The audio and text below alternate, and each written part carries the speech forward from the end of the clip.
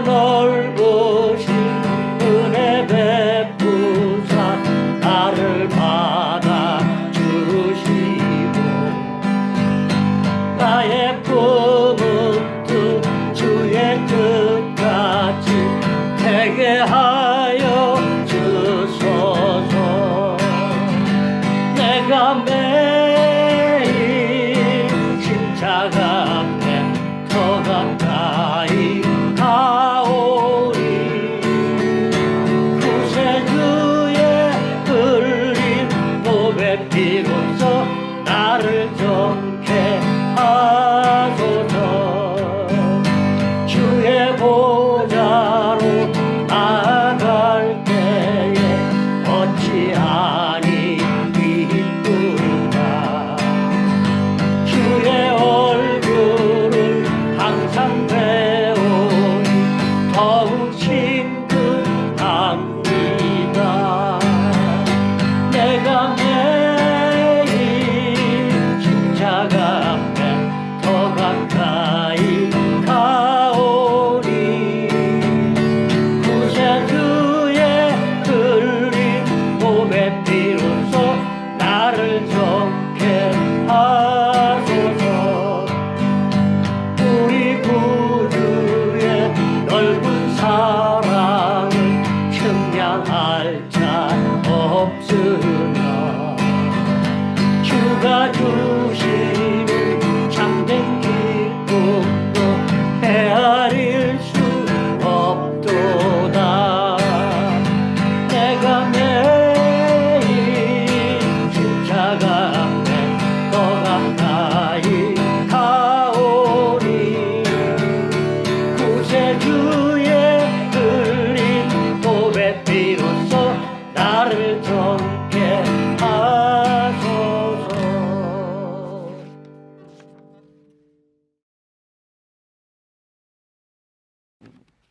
갈라디아서 말씀을 저희가 이제 나누려고 합니다. 이제 갈라디아서는 여러분 그 갈라디아 지방에 보낸 편지죠. 우리가 한국에도 뭐 영동 지방, 영서 지방 하면은 그게 도시가 아니고 한 이렇게 지역이잖아요.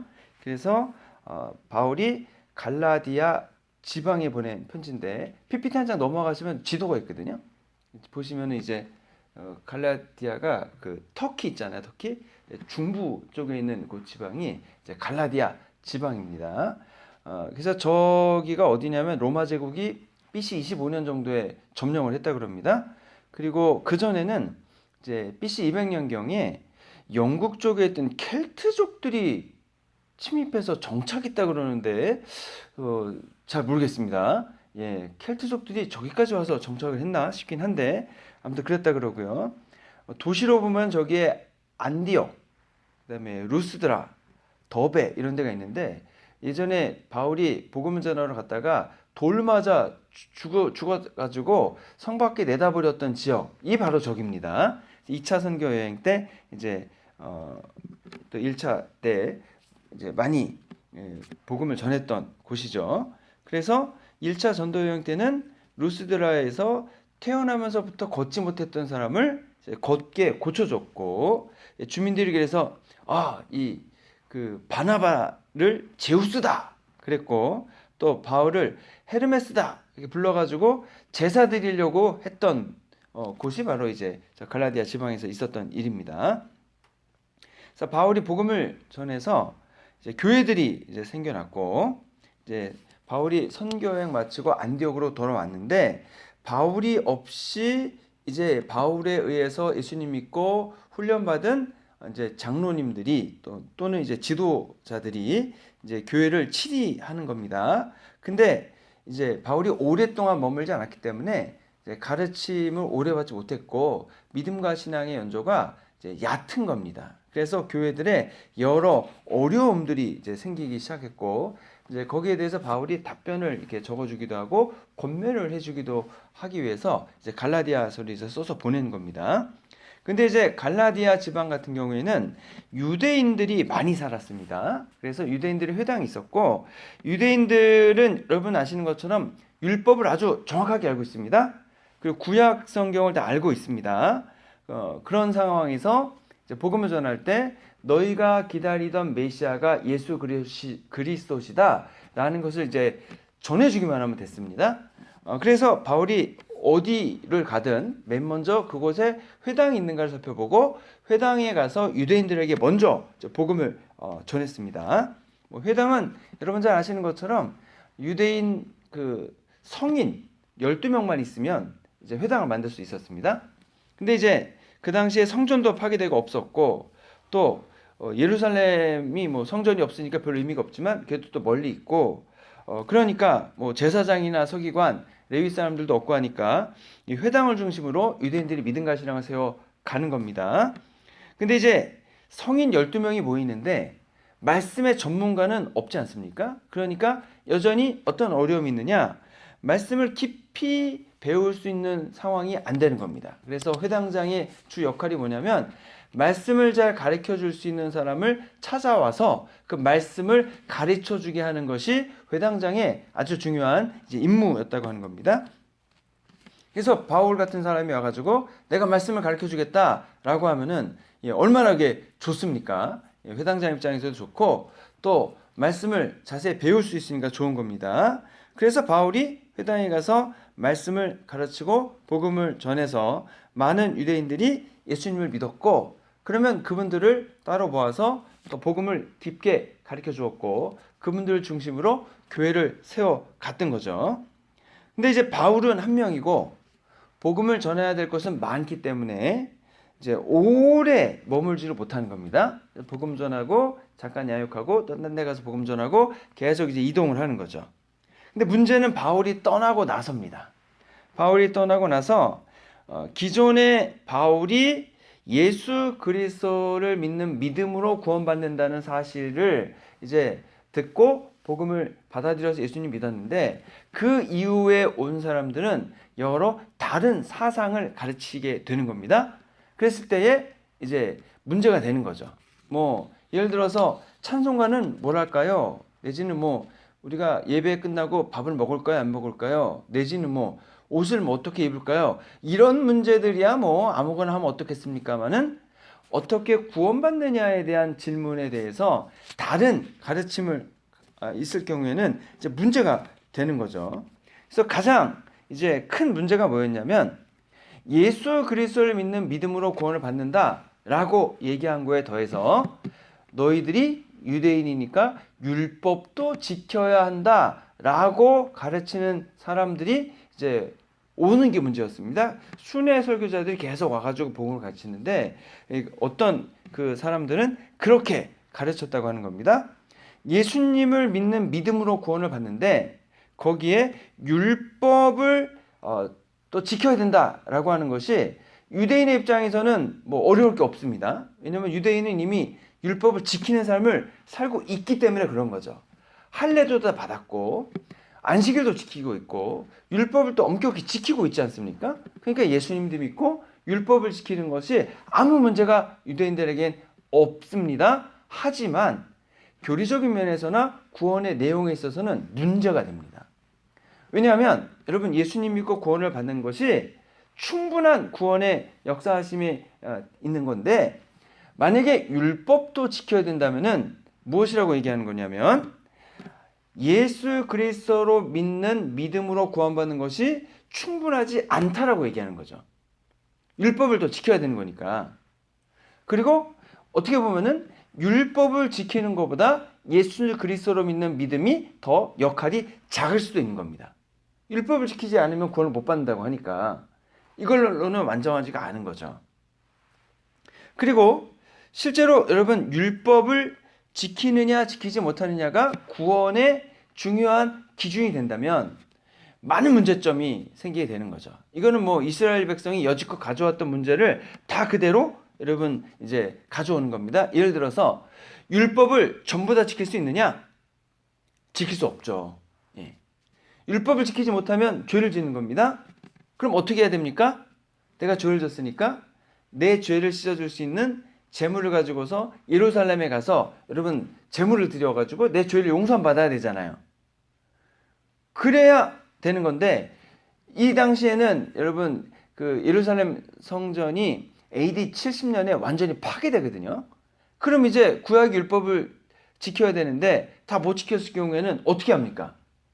문제가 되는 거죠. 그럼 이제 예루살렘 성전 파괴된 이후부터는 가서 제사 드릴 수 있는, 내 죄를 씻을 수 있는 성전도 없어져 버렸네요. 그럼 율법을 지키게 되면은 율법을 100% 완벽하게 지키면 괜찮겠지만 그게 불가능하지 않습니까? 그래서 구약 성경에 나오는 북이스라엘 남유다가 왜 망했습니까? 율법을 다 지키지 못하고 우상 숭배해서 망한 거 아닙니까? 그러면 예루살렘 성전도 없는 마당에 어떻게 할 거냐라는 질문에서 답을 할 수가 없는 겁니다.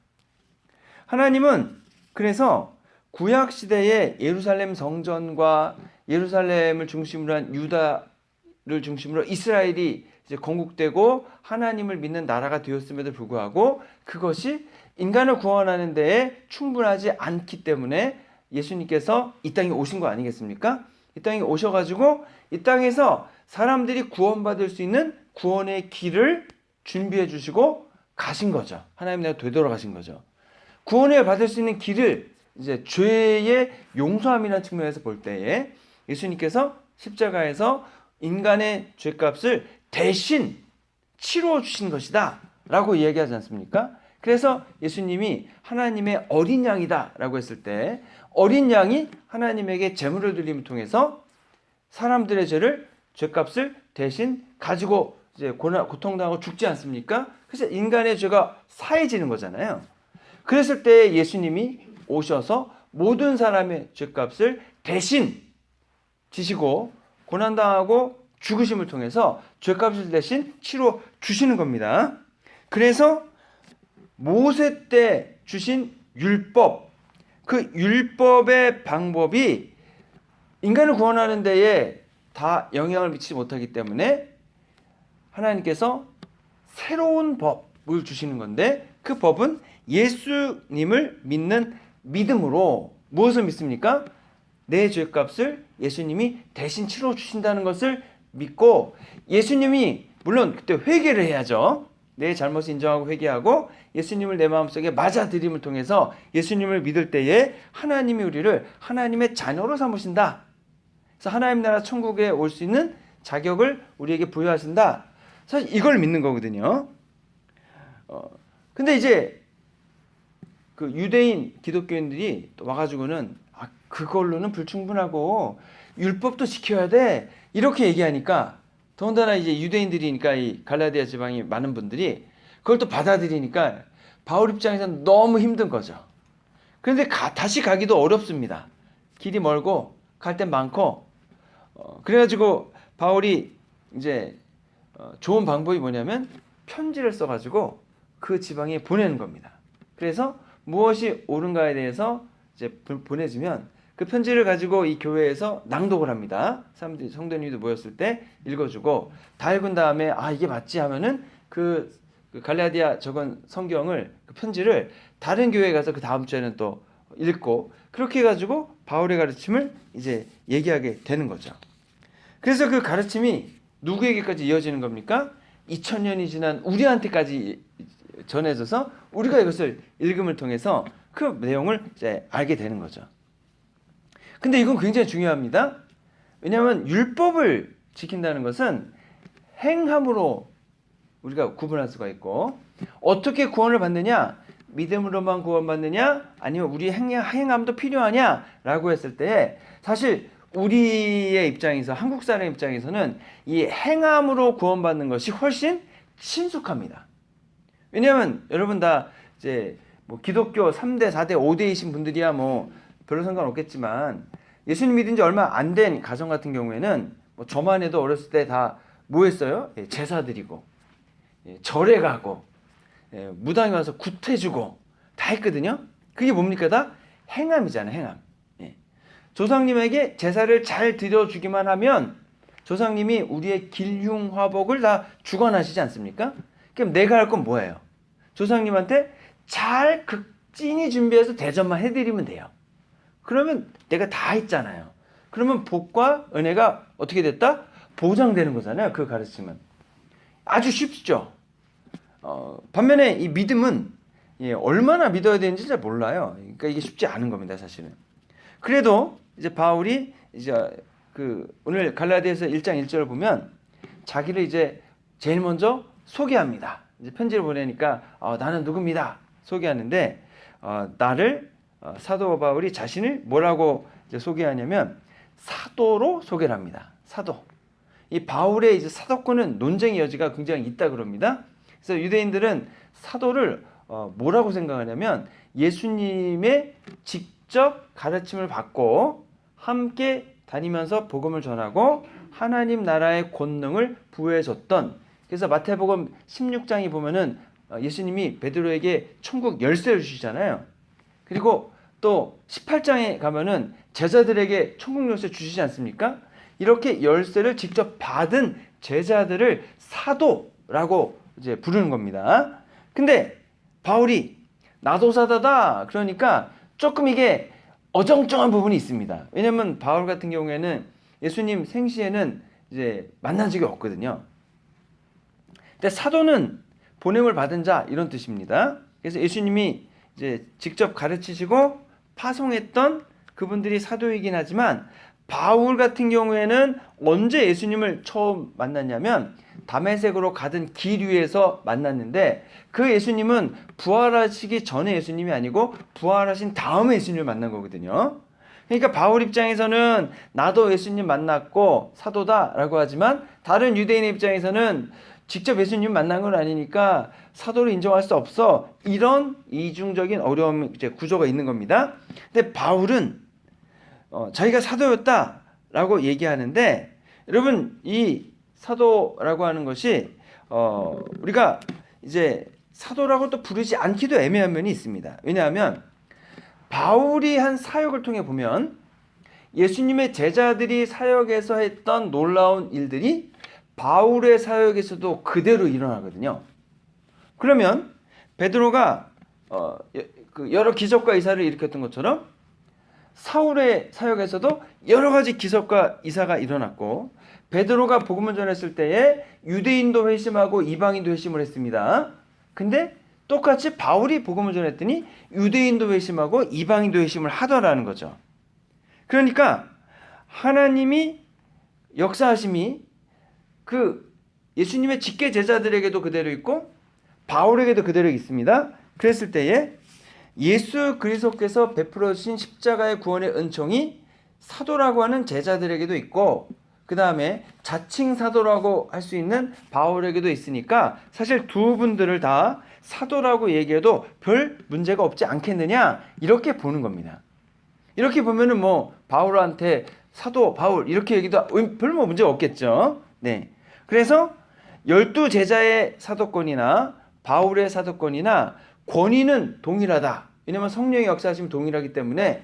근데 뭐 자격은 뭐 좀 예수님 직계 제자가 아니지 않느냐라고 했을 때 뭐 그건 또 할 말이 없긴 하지만 그래도 뭐 별 차이 없게 보지 않느냐라고 하는 겁니다. 사실 여러분 사도는 보냄을 받은 사람인데 보냄을 받은 사람의 권위는 어디서 오냐면 보낸 사람에게서 오는 거죠. 예를 들어 여러분 대사관 있잖아요. 대사관.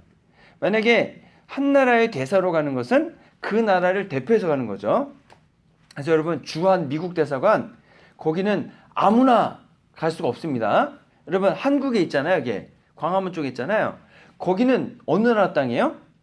거기 여러분 미국 땅입니다. 한국 땅 아닙니다. 예, 한국 안에 있지만 주한미국 대사관은요 한국 땅이 아니고 미국 땅이에요. 그래서 거기를 침범해 가잖아요. 그러면은 미군이 미군이 한국에 주둔하고도 있지만 미국이 항공모함 몰고 와가지고요 공격해도 할 말이 없는 거예요. 국제법상. 자 그러면은 사도들은 하나님의 나라와 그 하나님을 대표해서 이 땅에 보내심을 받은 사람들이잖아요. 그러면 하나님이 보내주시는 권위와 능력을 가지고 있는 거죠. 그래서 사도들이 공격을 받거나 위협을 당하면 하나님 나라의 군대가 출동해가지고 사도들을 지켜주시고 돌봐주시는 거거든요. 하나님께서. 자 그러면 이런 일이 예수님의 직계제자 사도들에게도 있고 나중에 부활하신 예수님이 만난 바울에게도 이런 일들이 있으면 그러면 그 사도권을 어떻게 인정할 것인가? 여러분 뭐 둘 다 하나님의 역사하심이 분명하기 때문에 둘 다 인정해 줄 수 있다. 뭐 이렇게도 볼 수 있는 거죠. 그러면 지금은 어떠냐? 라고 했을 때 여러분 지금도 마찬가지입니다. 성경에 나오는 사도는 없죠. 뭐 바울처럼 부활하신 예수님을 직접 만나거나, 물론 부활하신 예수님을 지금도 만나는 분들이 많이 있습니다. 그리고 이제 예수님의 직계 제자 사도는 없지만 여러분 그럼에도 불구하고 지금도 하나님은 하나님을 성실히 섬기고 하나님을 찾는 분들을 하나님께서 기뻐하시면서 그분들을 만나주시고 그분들에게 권능을 베풀어주시고 그분들을 주님 원하시는 믿음의 일에 사용하시기 때문에 여전히 하나님께서는 일하신다라고 하는 겁니다. 용어야 어찌됐든 그게 중요한 게 아니고 하나님의 맡겨주심을 받아서 보내시는 곳에 가서 주님이 원하시는 믿음의 일을 감당하는 모든 사람이 바로 그 사도와 같은 역할을 지금도 감당하고 있다는 거죠. 자, 그렇다면 여러분 우리가 뭐 사도냐 아니냐 그런 것에 신경 쓸 필요가 있는 것이 아니고, 그래서 모두가 만인 제사장이다. 루터는 그런 얘기를 하지만 여러분 우리가 모두가 하나님이 우리에게 오셔서 우리를 불러주시고 맡겨진 사명을 감당해 나가게 된다면 우리 모두는 주님께 쓰임받는 주님의 일꾼이자 뭐 사도까지는 말하지 못하겠지만 우리가 칭하지 못하겠지만 같은 역할을 감당해 나가면 된다라고 하는 겁니다. 그리고 2절에 가서 바울이 갈라디아 여러 교회에 있는 형제들에게 문안 인사를 하죠. 그래서 갈라디아의 여러 형제들에게 여러분 그 문안 인사를 하는데 여러분이 바울의 이 사도직을 이 형제들이 지금 보증해 주고 있는 겁니다. 예. 그래서 이 갈라디아 교회의 여러 분들이 바울을 통해 복음을 들었고 바울을 통해 예수님을 맞아들였고 예수님 믿어서 하나님 나라 자녀가 됐습니다. 그리고 바울을 통해서 예수님 믿은 다음에 바울을 통해서 여러 기적과 이사가 일어났을 뿐 아니라 이 바울을 통해 예수님 믿은 분들도 그분들도 복음을 전했더니 그분들을 통해서 예수님 믿는 역사가 일어나고 있고 기적과 이사가 일어나고 있기 때문에 바울이 얘기하는 형제들 모두가 여러분 같은 형제들이고 예수 그리스도의 올바른 믿음을 받아들여서 하나님 앞에 온전히 서가고 있는 분이라고 하는 거죠. 그랬을 때 사실 그분들이나 우리나 모두 같은 하나님의 그 권속일 뿐 아니라 예수님의 형제 자매들이 이제 되는 거죠. 그래서 이제 3절에 보면은 이제 바울이 뭐라고 인사를 하냐면 하나님 아버지와 주 예수 그리스도로부터 은혜와 평강이 있기를 원한다 이렇게 얘기합니다. 은혜와 평강, 여러분 이것은 우리도 잘 쓰는 인사말이죠. 네, 평안하세요. 네, 은혜 많이 받으세요. 그러잖아요. 그래서 이제 이 인사말이 이게 그 아주 중요한 의미를 담고 있습니다. 근데 이제 한국 사람들은 인사를 어떻게 하죠? 안녕하세요. 예. 그리고 또 다른 인사말이 또 하나 있는데 그것은 뭐냐면 아침에 뵈면은 진지 드셨어요? 이렇게 인사하거든요. 우리는 기독교인으로서 은혜와 평강이 있으십니까? 이렇게 인사를 하는데 우리는 어떻게 인사를 하나요? 네. 밤새 평안하셨습니까? 예. 식사하셨습니까? 이렇게 인사를 해요. 왜냐하면은 이게 참 우리의 아픈 과거이기도 하죠. 예, 안녕하셨어요? 안녕하세요? 이게 무슨 말이냐면 밤새 별일 없이 안녕하셨습니까? 이 얘기잖아요. 그래서 우리가 이제 구한말 때만 해도 막 일본이 쳐들어왔다가 뭐 중국이 막 왔다가 뭐 중국하고 일본하고 싸우다가 뭐 러시아가 들어와서 싸우진 않나 하루아침에 막 별일이 다 생기잖아요. 6.25 때는 어땠습니까? 네. 뭐 이게 저쪽 북쪽 끝과 남쪽 끝은 상관없었지만 중간은 뭐 어느 날 보니까 북한군이 와서 장악했다가 뭐 김일성 정권 만세해야 됐다가 또 갑자기 미군이랑 한국군이 올라오는 또 그 뭐라고 그때는 했을까요? 메가더 정권 만세를 해야 되나? 아무튼 만세했다가 또 북한군 내려오고 하니까 이게 하룻밤새 모든 게 바뀌잖아요. 그러면은 밤새 평안하셨습니까? 안녕하셨습니까? 별일 없으셨습니까? 이게 우리 인사말이 있단 말이죠. 그리고 너무 못 사니까 먹을 게 없으니까 예. 야, 저기 식사하셨습니까? 그 얘기는 뭐예요? 먹을 게 있으셨나요? 뭐 그런 질문이잖아요. 이게 참 마음이 아픈 건 일이지만 근데 바울은 갈라디아 교인들에게 뭐라고 인사를 한다? 은혜와 평강이 있으십니까? 당신들에게 은혜와 평강이 있기를 원합니다. 그러니까 내용이 좀 다른 거예요. 근데 그 말은 무슨 말이냐면 원래는 은혜와 평강이 없었습니다. 이 얘기를 하는 거죠. 우리가 세상을 살아갈 때에 여러분 은혜와 평강을 찾은 사람들이 있는가라고 했을 때 제가 어렸을 때는 다 은혜와 평강이 있는 줄 알았어요. 근데 점점 시간이 지나면서 심지어 우리 믿는 가정들에도 여러분 은혜와 평강이 항상 있지는 않은 것 같아요. 왜냐하면 문제 없는 가정이 한 가정도 없더라. 다 어려움이 있어. 그러다 보면 어떻게 됩니까? 은혜가 부족하고 평안하지 않은 부분들이 가득하더라는 거죠. 그러면 우리의 삶 속에 어떻게 은혜와 평강이 있느냐? 평화롭고 평안하게 살고 싶지만 평화롭지 않고 평안하지 않은 실제 삶의 모습이 우리에게 있다는 거거든요. 사실 우리가 뭐 지금 저기 전쟁하잖아요. 이란하고.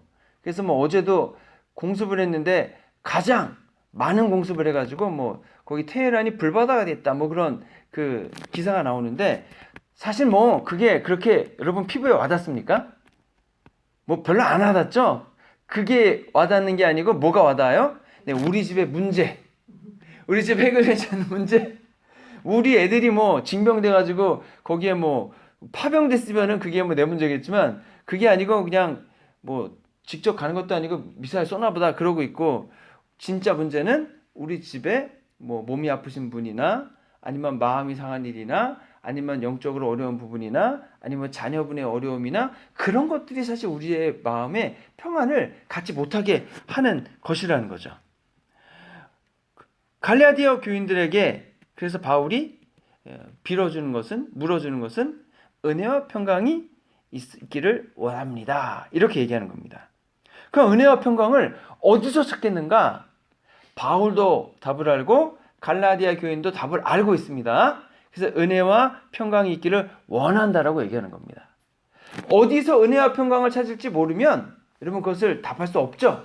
근데 이미 하나님 아버지와 우리 주 예수 그리스도로부터 오는 은혜와 평강이 있기를 원합니다. 이미 답을 알고 있어요. 우리 마음 가운데에 우리의 삶 가운데에 우리에게 은혜를 베풀어 주시고 평안을 가져다 주시는 분은 오직 하나님과 예수 그리스도 뿐이다 라고 하는 겁니다. 사실 사람들은요 은혜를 베푸는 것을 잘 모릅니다. 요즘에는 은혜라는 개념보다 복수라는 개념이 더 우리가 친숙하게 이제 모든 매체에서 얘기를 하죠. 미움과 원망이 당연한 거고 용서에 대해서 얘기하는 경우가 요즘 없는 것 같아요. 예. 뭐 드라마나 영화나 신문이나 그런 거 봐도 용서 얘기는 안 하는 것 같아요. 다 복수입니다. 그래서 우리가 은혜를 받는 게 얼마나 요즘 삶에서 어려운지 몰라요. 여러분 은혜를 베풀어 준다 해도 요즘에는 어떻게 은혜를 받아들여요? 고깝게 받아들이죠. 은혜를 다 받고서도 뭐예요? 아이씨 속에서는 이제 뭐 꼬아한다라고 하나 뭐라고 해야 되나 자존심 상해한다 그래야 되나 뭐라고 해야 되나 제가 지금 단어가 떠오르지 않는데 이제 그러잖아요. 근데 여러분 은혜는 자격을 받을 만한 사람이 받는 게 아닙니다. 자격을 받을 만한 하지 않은 사람이 공짜로 거저로 그것을 받아들여서 내 삶의 문제를 해결해 가는 것이 은혜거든요. 사실 은혜를 받는다는 것은 완전히 내가 그 문제를 해결할 수 없을 때에 그것을 받아들이게 되는 거거든요. 왜냐면 여러분 내가 뭔가를 해결할 수 있는 능력과 그게 있으면 안 받아도 돼요. 내가 해결하면 되잖아요. 근데 그게 안 되니까 근데 그러면은 고마워야 되는데 그렇지 않다고 하는 거죠. 그리고 여러분 이 은혜는 아무런 대가를 기대하지 않고 베풀어 주는 겁니다. 하나님이 우리에게 은혜를 베풀어 주실 때 우리로부터 어떠한 대가를 요구하지 않으시는 거거든요. 근데 사람은 그렇지 않습니다. 내가 뭔가를 베풀어 주면은 거기에 대한 대가가 있기를 바래요. 뭐 와서 뭐 고맙다고 하든지 아니면 머리를 조아리든지 뭔가를 해줘야 되는 거죠. 근데 하나님은 그런 거를 기대하시지 않고 대가 없이 은혜를 우리에게 베풀어 주시는 겁니다. 그래서 하나님이 주신 은혜와 우리가 아는 은혜는 사실 내용이 좀 다를 수 있어요. 내가 인간이기 때문에 내가 인간으로서 뭔가를 아량을 베풀어주고 인간으로서 내가 이만큼 해줬으면 충분하지 내가 이만큼 베풀어줬으니까 와서 이 정도 해줘야지 우린 이렇게 생각하지만 하나님은 그것을 원하지 않으시고 하나님은 공짜로 거저로 모든 것을 베풀어 주시고 근데도 인간은 그것을 뭐 받아들이지 않는 사람이 많으니까 예. 그리고 받아들이고서도 고맙다는 얘기 별로 안 하니까 그거를 하나님 모르시느냐? 다 알고 있죠. 세상 사람들은 여러분 절대로 다른 사람의 죄를 용서해 주지 못합니다. 예. 물론 용서해 주는 분들도 있지만 예. 그 죄에 대한 모든 문제를 다 해결해 주지 못한다는 거죠. 예를 들어서 우리가 죄를 지을 때 죄는 항상 이중적인 의미를 가지고 있다고 하지 않았습니까? 어떤 분이 나에게 죄를 졌어요. 그럼 그 사람이 지은 죄가 나에게만 문제가 있느냐? 내가 그의 죄를 용서해주면 끝나느냐? 여러분 그렇지 않습니다. 거기에 죄가 이중적이라고 하는 것은 사람에게 지은 죄일 뿐 아니라 동시에 그것은 하나님에 대한 죄도 성립이 된다는 거죠. 예를 들어서 어떤 사람이 제 돈을 떼먹었어요. 아 괜찮아 갚지 않아도 돼. 다 이게 없애줄게 라고 하면은 끝날 것 같지만 거기에는 하나님이 이제 돈을 떼먹지 말아라, 사기치지 말아라 라고 하신 가르침을 어기는 거잖아요. 그러니까 인간이 죄를 지었을 때는 언제나 하나님이 하지 말라고 한 것을 어기는 죄가 있게 되는 겁니다. 불순종이 생기는 거거든요. 그래서 이게 구약 성경의 그 가르침에는 여러분 우리가 만약에 남의 소를 뭐 잡아먹든 갖다가 팔아먹든 남의 소를 가져갔어요. 그러면은 어떻게 갚아야 됩니까? 두 가지를 해야 됩니다. 하나는 상대방에게 소는 여러분 4배로 갚아야 됩니다. 소 4마리로 갚거나 4마리 값을 줘야 돼요. 동시에 성전에 가서 여러분 그 속죄 제물을 드려야 됩니다. 속죄제를 드려야 돼요. 이건 하나님께 드린 거거든요. 자 그러면 누가 나한테 잘못을 했어요. 그러면은 이제 내가 용서해 줄게. 이걸로 끝나는 게 아닙니다. 그 사람이 하나님의 명령을 어긴 것에 대한 잘못도 해결해 줘야 되거든요. 이런 면에서는요. 사람이 죄에 대한 문제를 다 해결해 줄 수가 없어요. 하나님 앞에 지은 죄까지 내가 용서해 줄 수는 없잖아요. 그건 하나님의 소관이기 때문에 여러분 그래서 진정한 용서는 어디서 완성되냐면 하나님 앞에서 완성이 되는 겁니다. 내가 다른 인간이 지은 무엇에 대해서 내가 잘못했으면 그 사람한테 가서 잘못했다 얘기하고 배상을 해줄 뿐 아니라 동시에 하나님 앞에 가서 하나님의 명령을 어긴 것도 잘못했습니다. 양쪽에서 모두 용서를 받아야 되는 거거든요. 근데 그게 여러분 쉽겠냐고 하는 거죠. 예. 대부분의 사람들은 하나님을 안 믿잖아요. 하나님을 안 믿으니까 하나님 안 믿는 사람이 용서해 주는 것도 쉽지 않고 또 하나님 안 믿는 사람이 하나님 앞에 와서 잘못했다고 말할 리도 없고 그러니까 하나님 안 믿는 경우에는 여러분 그 마음 가운데에 평강이 있기가 결코 쉽지 않습니다. 하나님으로부터 받는 용서함이 있을 수 없기 때문에 그런 거죠. 하나님 믿는 사람들만이 하나님 앞에 나아가서 하나님께 잘못했다라는 것을 인정하고 회개를 하기 때문에 하나님이 주시는 용서함과 그리고 사람에게로부터 뭐 용서 받을 수도 있고 받지 않을 수도 있지만 용서 받게 될 경우에 양쪽의 용서를 다 받음을 통해 비로소 마음에 평안을 얻게 되는 겁니다. 근데 이 하나님으로부터 용서함 받는 것은 여러분 은혜예요, 은혜. 은혜로 용서함 받는 거예요. 여러분이 만약에 트럼프 대통령의 뺨을 때렸어요. 어떻게 될까요? 예. 큰일 나죠. 예. 여러분 소송 엄청 당해가지고 얼마의 그 저희가 있을지 몰라요. 예. 근데 만약에 여러분이 하나님의 말씀을 안 듣고 하나님을 배신하고 하나님의 명령을 따르지 않았어요. 그러면은 어떤 대가를 치러야 될까요? 만약에 북한에서 지금 김정은 뺨을 때렸어요. 그럼 어떻게 될까요? 네. 삼족이 멸하지 않을까요? 삼족이? 감히 수령님이 뺨을 때렸다고? 예. 그러니까 하나님의 말씀을 듣지 않으면 어떻게 될까요? 예. 북한에서 여러분 남한에 이렇게 탈북을 하잖아요. 그러면은 공화국을 배신했다고 가족들 다 탄광에 보내잖아요. 그 정치범죄에 보내잖아요. 우리가 하나님의 명령을 따르지 않았어요. 그러면은 하나님에게 속하지 않았어요. 그리고 사탄의 나라에 지금 살잖아요. 그럼 우리는 다 어떻게 돼요? 하나님 나라의 배신죄로 인해서 이제 다 이제 정치범죄용서에 가야 되는 거죠. 근데 하나님은 어떻게 하신다? 하나님은 우리의 죄를 인정하고 회개하기만 하면 용서를 베풀어 주신다라고 하는 거거든요. 그것도 우리가 지불할 게 아무것도 없어요.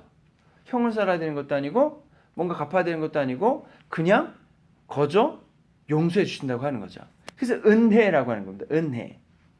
우리가 하나님을 너무 쉽게 생각하는 경우가 많습니다. 하나님 무조건 용서해 주시겠지. 하나님 보이지도 않는데 무슨 고난이 그렇게 대단하시다고 그 죄값이 뭐 그렇게 대단해? 근데 여러분 그 죄값은 어디 가서 나중에 치른다고요? 하나님 나라 천국에 가느냐 가지 못하느냐에 따라서 하나님 나라 천국에 가면은 괜찮지만 가지 못할 경우에는 그것을 지옥이라고 얘기하죠. 거기 가서 대가를 치른다. 근데 그 대가 치르는 것이 너무 무시무시하다는 겁니다. 지금은 모르죠. 우리가 하나님 믿지 않는 거 하나님께 치러야 될 대가가 뭐야?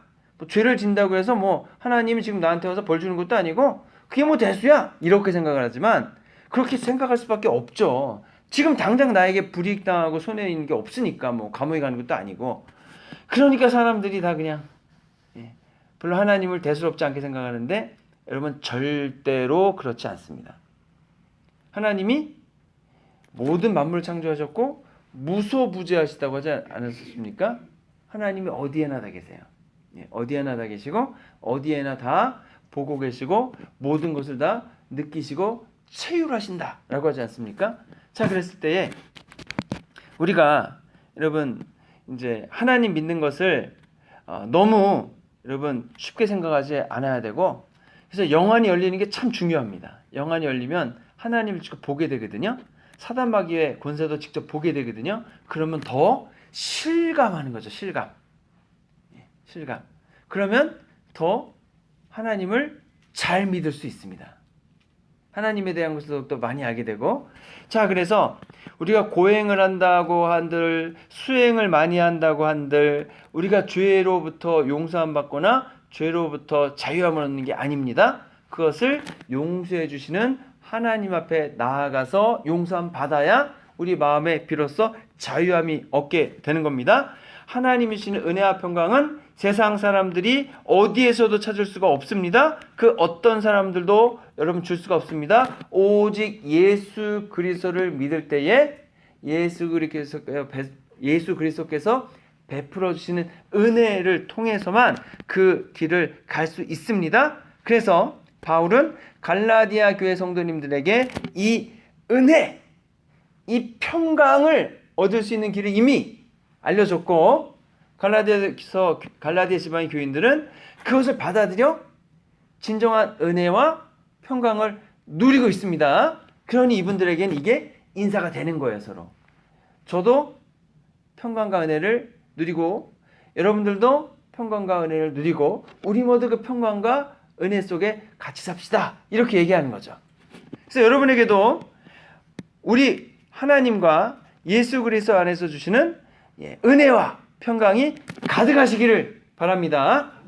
그래서 여러분들 우리가 하나님이 주시는 예수 그리스도 안에서 얻는 은혜와 평강만 있어야지 여러분 다른 데서 주는 것을 섞으면 안 되겠습니다. 그래서 오직 하나님만 믿고 섬기시고 예수 그리스도께서만 우리의 구원자 구주가 되심을 통해 여러분 성령 하나님의 역사하신가 인도하신 가운데 권능을 가지고 여러분들 우리의 삶을 가득 채워나가 맡겨주신 사명을 잘 감당해 나가는 저 여러분 되시기를 주님의 이름으로 축원합니다. 네, 기도하겠습니다.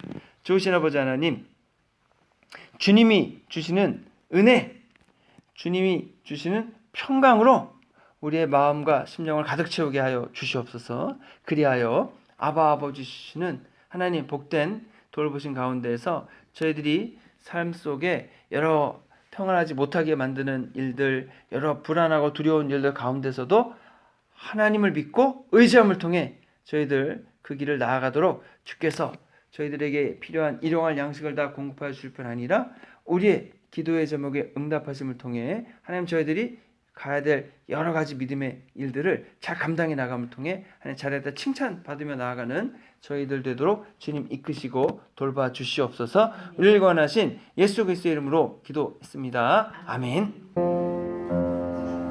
지극히 높은 주님의 나 들어갑니다. 세상의 신을 벗고서 주 보좌 앞에 엎드리리. 내 주를 향한 사랑과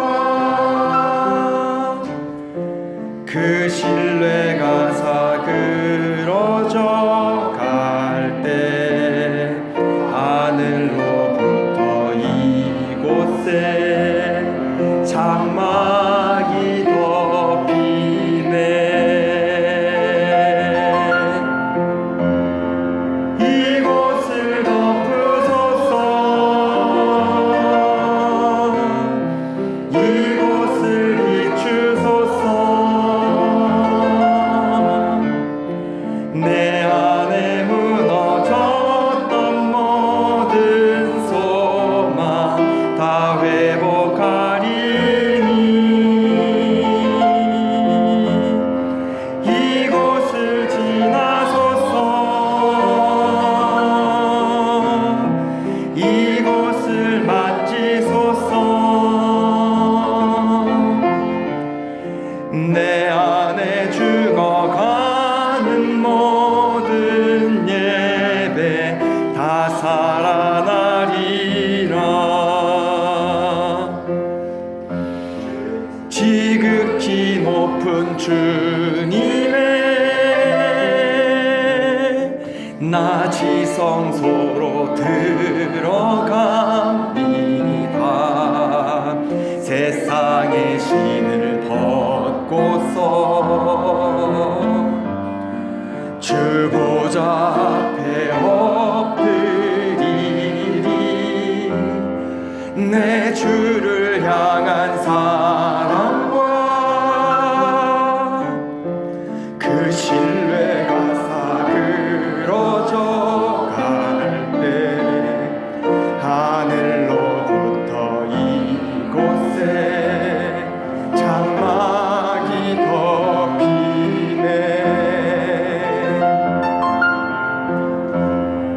이곳을 덮으소서.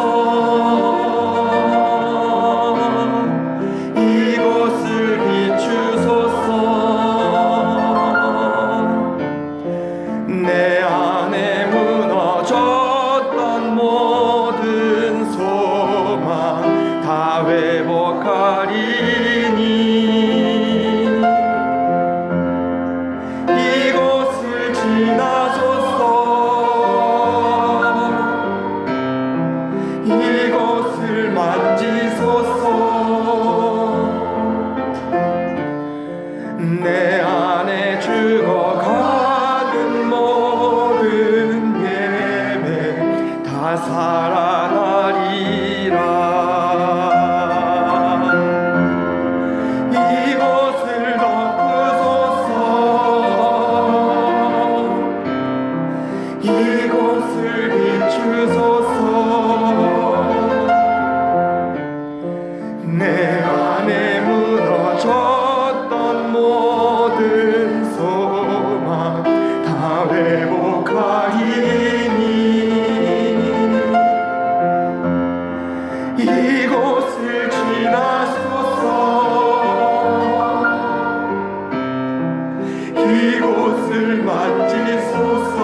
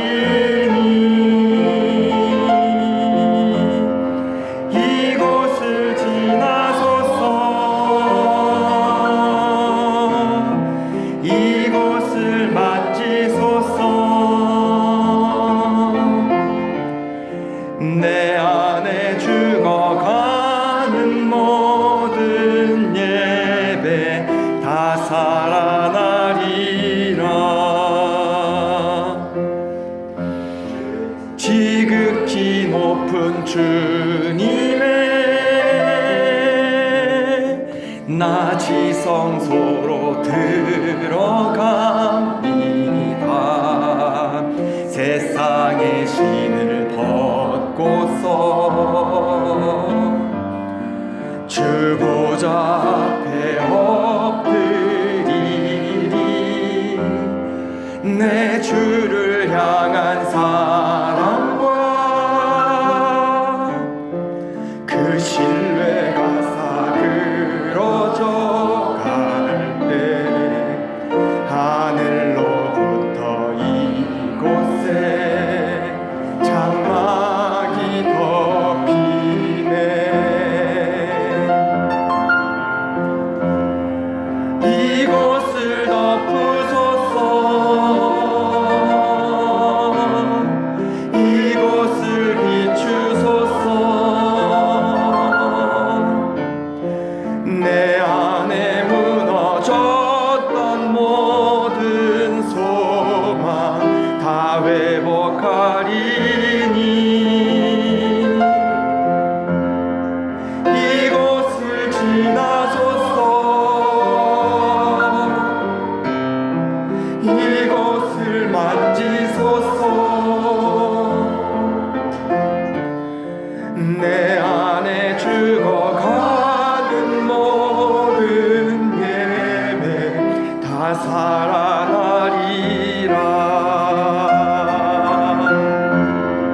이곳을 덮으소서.